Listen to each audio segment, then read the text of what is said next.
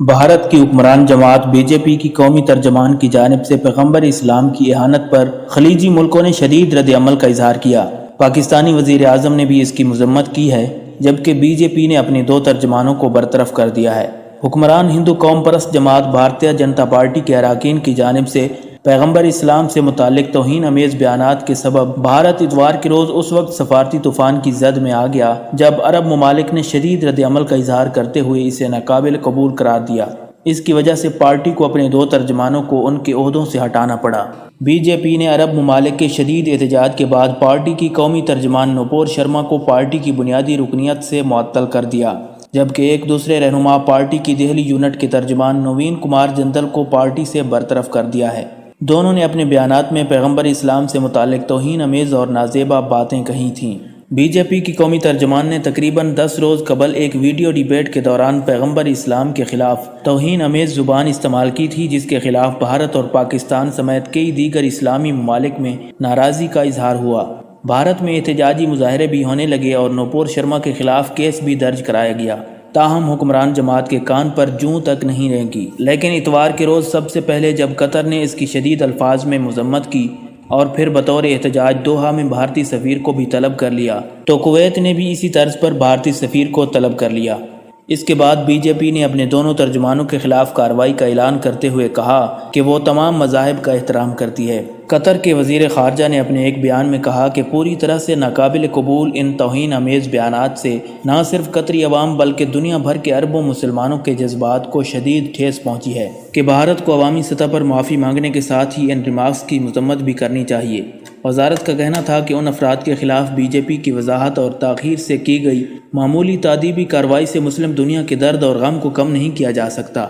وزارت خارجہ کے ترجمان ماجد محمد الانصاری نے کہا کہ قطر کی حکومت بھارتی حکومت سے مطالبہ کرتی ہے کہ وہ فوری طور پر ان بیانات کی مذمت کرے اور دنیا بھر کے تمام مسلمانوں سے عوامی طور پر معافی مانگے۔ بیان میں مزید کہا گیا کہ اس طرح کے اسلامو فوبک ریمارکس سزا کے بغیر جاری رکھنے کی اجازت دینا انسانی حقوق کے تحفظ کے لیے ایک سنگین خطرہ ہے جو مزید تعصب کا باعث بن سکتا ہے اور اس سے تشدد اور نفرت کا دائرہ وسیع تر ہوگا۔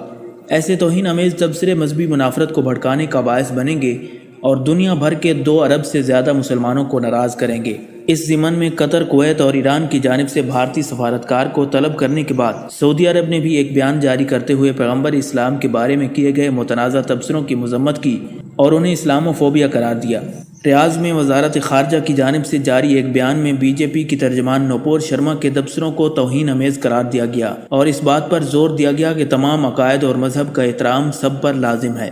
بھارت کے نائب صدر وینکیا نائیڈو اس وقت قطر کا دورہ کر رہے ہیں اور مبصرین کے مطابق دوحہ میں ان کی موجودگی کے دوران بھارتی سفیر کو طلب کر کے اس طرح کا احتجاج سفارتی سطح پر شرمندگی کا باعث بنا اور شاید اسی خفت سے بچنے کے لیے بی جے پی نے پارٹی کے رہنماؤں کے خلاف کارروائی کی اور حکومت کو بیان جاری کرنا پڑا۔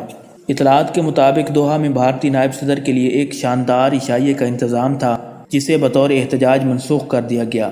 تاہم بھارت کا موقف ہے کہ عشائیہ کی منسوخی کی وجہ کورونا کی وبا ہے اور اس کا اس تنازع سے کوئی واسطہ نہیں ہے۔ دریں اثنا پاکستان کے وزیر اعظم شہباز شریف نے بھی پیغمبر اسلام کی توہین کے خلاف شدید رد عمل کا اظہار کیا ہے۔ انہوں نے ٹویٹ میں کہا کہ میں ہمارے پیارے پیغمبر کے بارے میں بیان کی شدید ترین الفاظ میں مذمت کرتا ہوں۔ انہوں نے مزید کہا کہ ہم یہ بار بار کہہ چکے ہیں کہ مودی کے اقتدار میں بھارت مذہبی آزادی کو ختم کر رہا ہے اور مسلمانوں سے برا رویہ رکھ رہا ہے۔ اس کے رد عمل میں دوحہ میں بھارتی سفارتکار نے اپنے ایک بیان میں کہا کہ انہوں نے قطر کے حکام کو یہ پیغام دیا ہے کہ اس حوالے سے متنازع ٹویٹس یا ریمارکس کسی بھی طرح سے بھارتی حکومت کے خیالات کی عکاسی نہیں کرتے اور یہ چند معمولی عناصر کے خیالات ہیں۔ بیان میں مزید کہا گیا کہ بھارتی حکومت اپنی تہذیبی وراثت اور تنوع میں اتحاد کی مضبوط ثقافتی روایات کے مطابق تمام مذاہب کا احترام کرتی ہے۔ جنہوں نے توہین امیز بیانات دیے ان لوگوں کے خلاف پہلے ہی سخت کارروائی کی جا چکی ہے۔ تاہم بھارت میں مبصرین کا کہنا ہے کہ بی جے پی کے ان دونوں رہنماؤں کے خلاف اب تک کوئی قانونی کارروائی نہیں کی گئی۔